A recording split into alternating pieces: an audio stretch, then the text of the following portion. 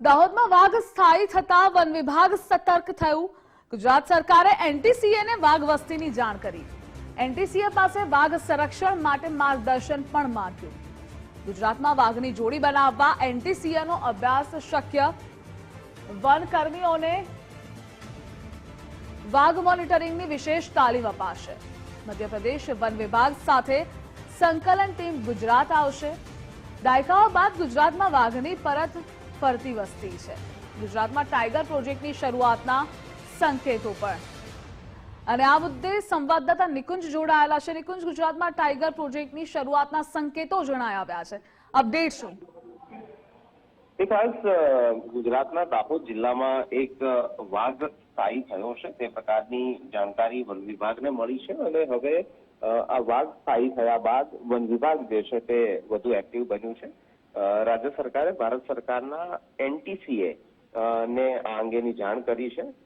NTCA પાસે ગુજરાત સરકારે માર્ગદર્શન માંગ્યું છે। ગુજરાતમાં વાઘની હયાતી અને અંગેની માહિતી જે છે તે એનટીસીએને આપવામાં આવી છે।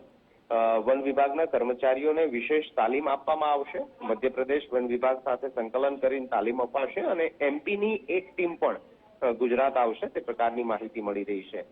જરૂર પડશે તો એનટીસીએ દ્વારા અભ્યાસ કરીને વાઘની જોડી બનાવવાનો પણ પ્રયાસ કરવામાં આવશે, કારણ કે એક વાઘ સ્થાયી થયો છે। જો અન્ય વાઘ બહારના રાજ્ય એટલે કે પાડોશી રાજ્ય મધ્યપ્રદેશમાંથી લાવવામાં આવે તો ગુજરાતની અંદર આ વાઘની જોડી બની શકે અને વાઘનું જે છે તે વસ્તી પણ ગુજરાતની અંદર વધી શકે તે દિશાની અંદર પણ પ્રયાસો કરવામાં આવી રહ્યા છે। ગુજરાત એવું હવે સ્ટેટ બન્યું છે કે જ્યાં બિલાડી પ્રજાતિના આ ત્રણ પ્રાણીઓ જેમાં વાઘ, દીપડો અને સિંહ ગુજરાતની અંદર જોવા મળી રહ્યા છે।